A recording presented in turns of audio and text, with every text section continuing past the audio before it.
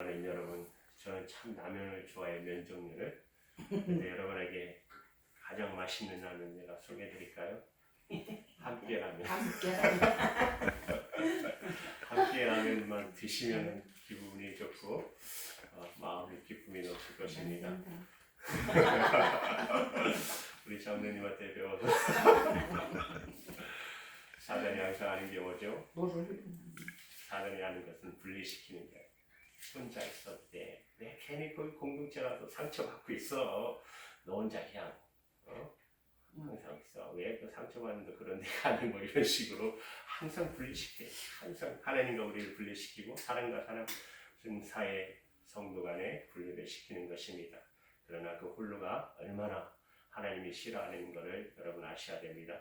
본문 8절에도 나와 있죠. 어떤 사람은 아들도 없고 형제도 없으니 아무도 없이 홀로 있으나 수고하기를 끝이 없도다. 또 그의 눈은 불을 눈에 족하게 여기지 아니하면서도 이르기를 내가 누구를 위하여 이같이 수고하고 나를 위해 내 심령으로 행복을 누리지 못하게 하나니 이것도 헛되어 불행한 유익함이 불행해져 노고로다. 사람은 여러분 어떤 한 사람의 이야기가 기록된 한 사람의 인생을 보여주는 말씀입니다. 한번 다시 눈으로 말씀을 보세요. 그 사람은 어떤 사람이냐면 끝없이 수고하는 사람이래요. 그리고 행복을 누리지 못하는 불행한 인생이다라고 성경은 말씀하고 있습니다. 아들도 없다, 기댈 곳도 없고 형제도 없다, 의지할 사람도 없다라고 이야기해요. 그리고 홀로 있다, 외롭다는 이야기죠. 그리고 모든 수고, 뭔가를 얻기 위해서 수고하고 노력을 하는데 딱히 눈에 띌 만한 결과도 열매도 보장이 없는 사람이라는 것입니다. 그리고 내가 누구를 위해서 이렇게 수고를 하나 인생의 목적도 결국 없는 사람이라는 거예요. 아무리 뭔가를 해도 행복하지 않는 사람이라는 것이죠. 그래서 전도서 4장 8절 오늘 본문의 말씀을 하나만 보면 이 사람은 정말 불행한 사람이죠. 그렇죠? 이런 사람들이 마지막으로 누리는 게 뭐냐면 전도서 4장 8절 오늘 말씀에도 되어 있지만 아무도 없이 혼자 남아있다. 성경은 말씀하고 있다는 것입니다. 여러분 시대적으로 그런 걸 잘 보여주는 단어가 뭡니까? 혼족. 혼자 사는 거. 나 혼자 산다 뭐 이런 프로그램도 하잖아요. 혼족. 그러니까 막 가면 일회용으로 다 돼 있잖아요. 혼자 먹을 수 있는 테이블 뭐 탁탁한 막이 돼서 그런 식으로 혼족. 이 시대 삶을 보여주는 그런 것 보잖아요. 혼자 밥을 먹거나 혼자 영화를 보거나 혼자 여행을 가거나 또 이제는 심해져서 혼자 사는 결혼들을 안 하잖아요. 혼자 사는 그런 시대가 되었습니다. 여러분 전도서 4장을 보면 온통 다 그런 얘기예요. 그런데 중요한 것은 이 말씀을 보면서 이런 생각을 해봐야 돼요. 하나님이 왜 인생이 이렇다고 얘기하셨을까? 이것이 중요한 것입니다. 이걸 아는 것이 중요한 것입니다. 하나님이 왜 인생이 이렇게 힘들고 외롭고 아프고 고통스럽고 네가 아무리 수고해도 열매를 맺지 못하고 네가 아무리 뭔가를 했지만 결과도 없을 것이고 네 마음을 알아주는 사람도 없을 것이고 앞으로 살아가면서 너의 마음을 알아주는 사람이 더 없을 것이고 왜 이렇게 우리를 자절케 하는 말씀으로 가득하셨을까요? 그 이유를 우리가 아는 것이 중요한 것입니다. 하나님이 말씀하신 이유를 결론부터 말씀드리면 우리를 좌절하게 하려는 말씀이 절대로 아니라는 것입니다. 그렇죠? 여러분 하나님이 이 말씀을 하신 이유가 있을 거 아닙니까? 전도서 4장 9절에서 12절의 말씀에서 반복되는 단어가 있어요. 중요한 것은 이 말씀이에요. 함께라는 것. 함께라는 것. 함께 그러면 하나님께서 우리에게 인생의 학대받는 인생에 대해서 말씀하시는 이유가 알게 돼요.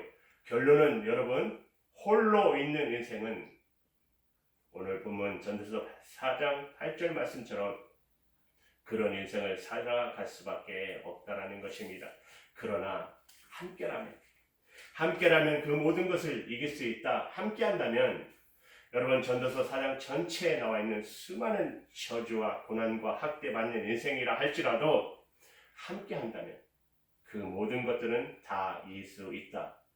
그것이 솔로몬이 이것을 전도서 4장을 통해서 우리에게 주는 지혜라는 것이에요. 지혜가 뭐냐? 혼자 있으면 죽었다 깨어나도 그 어려움과 불행과 애로움의 삶을 절대로 벗어날 수 없다는 것입니다. 그러나 인생의 지혜가 뭔 줄 아느냐? 함께 있으면 그 모든 것이 가능해. 함께하면 할 수 있어. 그 메시지가 전도서 4장 9절에서 12절까지 기록되어 있는 말씀의 핵심인 것입니다. 그러면 첫 번째 함께 해야 할 대상은 누구일까요? 하나님이시죠. 하나님. 9절 말씀을 보세요. 두 사람이 한 사람보다 나으면 그들이 수고함으로 좋은 상을 얻을 것임이니라. 하나님이 우리와 함께 하신다는 말씀이에요. 그래서 우리의 삶 가운데서 보상을 주신다는 말씀이고 10절 말씀을 보시면 혹시 그들이 넘어지면 하나가 그 동물을 붙들어 일으키려니와 홀로 있어 넘어지고 붙들어 일으킬 자가 없는 자에게는 화가 있으리라. 하나님이 내가 넘어져도 저와 여러분이 넘어져도 일으켜 주신다는 거예요. 하나님과 함께 한다면 11절 말씀을 보시면 또 두 사람이 함께 놓으면 따뜻하거니와 한 사람이면 어찌 따뜻하랴. 인생에 춥고 외롭고 외로움이 찾아와도 우리를 따뜻하게 보호하시고 인도하실 것이라는 말씀입니다. 12절의 말씀을 보시면 한 사람이면 패하겠거니와 두 사람이면 맞설 수 있나니 삼겹줄은 쉽게 끊어지지 아니하리라. 나 혼자는 할 수 없지만 하나님이 저와 여러분과 함께 하시면 넉넉하게 이길 수 있는 인생을 살아갈 수 있다. 그게 솔로몬이 우리에게 주는 지혜의 말씀인 것입니다. 그리고 또 하나 우리에게 주는 교훈, 또 다른 함께할 대상은 누굴까요? 공동체죠. 교회죠. 친구입니다. 무서운 질문이지만 해볼게요. 친구 있으세요? 좋은 공동체와 함께하는 것 단지 내가 친구가 많아지고 나와 함께 소통하는 사람이 많아진다는 것이 아니라 나의 삶의 질이 바뀐다는 것을 의미하는 것입니다. 세상은 항상 그것이 의미 없다고 우리에게 속이지만 성경은 단 한 번도 그렇게 말씀하지 않았어요. 너희는 항상 함께 해야 한다. 너의 인생이 외롭고 고통스럽고 힘들고 아무리 뭔가 노력해도 너 혼자 아무것도 할 수 없는 존재이기 때문에 하나님이 그렇게 우리를 창조하셨기 때문에 너 주변에 있는 누군가와 반드시 함께 해야 된다. 첫 번째, 누구와? 하나님과 함께 해야 된다.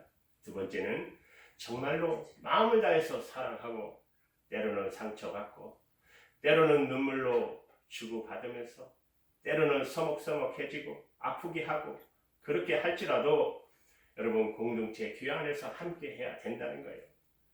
혼자 밥 먹는 거, 혼자 뭐 할 수 있는 거 할 수 있지만 더 많이 모여서 같이 밥 먹고 더 많은 시간 보내고 더 많은 좋은 일을 하고 하나님이 주신 일들을 함께 하는 것, 그것이 성경의 말씀이고 메시지인 것입니다. 여러분 생각해 보세요. 저는 생각해 보면 오해하지 말고 들으세요. 예수님께서 가장 위로가 된 사람들이 누구였을까요? 제자들이죠. 그렇지 않겠습니까? 예수님이 가장 위로받았던 사람들은 또 누구였을까요? 제자들입니다. 그 제자들이 예수님을 팔아서 버리고 떠날 걸 아셨지만 그럼에도 불구하고 제가 생각했을 때 그래요. 예수님께서 말씀을 전하실 때 어느 새로운 곳을 가실 때마다 가장 먼저 찾고 챙겼던 사람들, 마음을 줬던 사람들은 예수님의 제자들이었어요.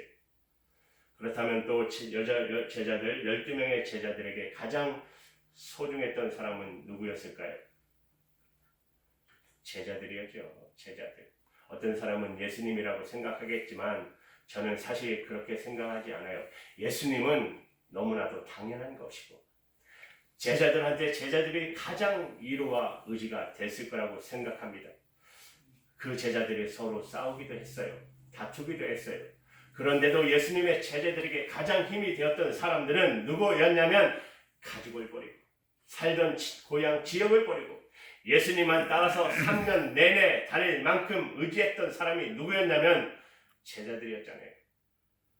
그리고 하나님, 예수님 그들과 함께 하실 때 비록 그들이 실수하고 넘어지고 예수님을 부인하고 도망치는 자리까지 나갔지만 예수님의 은혜로 그들은 한 몸의 공동체가 되었어 하나님의 복음을 오늘 우리에게까지 전해주는 여러분 공동체가 되지 않았겠습니까? 여러분 잘 생각해 보세요. 예수님이 일하셨던 모든 사람의 공통점이 있어요. 공동체가 있었다는 것이 초대 교회가 있었고 제자들이 있었고 사도 바울에게는 누가 있었어요? 영적인 아들 디모데가 있었고 안디옥 교회가 있었어요. 어느샌가 혼자가 편해지고 어느샌가 모든 게 적당한 선에 남의 삶을 선을 그어놓고 어느샌가 모르게 나의 삶에 나 혼자 할 수 있다고 착각하고 살아가고 있다는 거예요. 사랑하는 여러분, 절대로 혼자 살 수 없습니다. 사랑하는 여러분, 첫 번째 우리의 기도의 제목, 여러분들이 그런 공동체가 되었으면 좋겠습니다. 왜 여러분들이 외롭고 힘겹게 살아가는 것을 보고 싶지 않습니까? 그래서 여러분 수백 명, 수십 명의 친구를 만들라는 거 아닙니다. 여러분의 인생에 가장 중요한 소나무와 같은 귀한 사람이 있었으면 좋겠습니다. 물론 그 가정 속에서 마음에 들지 않는 수도 있어요. 솔직히 사람이니까. 그러나 이걸 먼저 생각해 보세요. 한번 옆에 있는 분들 보세요. 하나님이 만나게 하신 사람들이에요. 진짜요. 하나님 아니면 우리가 어떻게 만나요? 내가 어떻게 우리 김춘일 장님을 만나고 오영 권사님을 만나고 김인숙 권사님을 만나겠어요? 하나님이 모여라 만나게 하시니까 만났지. 하나님이 만나게 하신 여러분 선배님들, 후배들, 우리가 세상의 공동체가 아니라 하나님의 이름으로 모인 교회 공동체라고 한다면 서로가 다 내 마음 같지 않지만 모든 사람이 내 마음 같지 않다고 해서 사랑하지 못할 것 아닙니다. 저와 여러분들이 서로에게 그런 친구가 되었으면 좋겠습니다. 그런 좋은 공동체가 되었으면 좋겠습니다. 그렇게 하실 것이죠? 네. 기도하시겠습니다.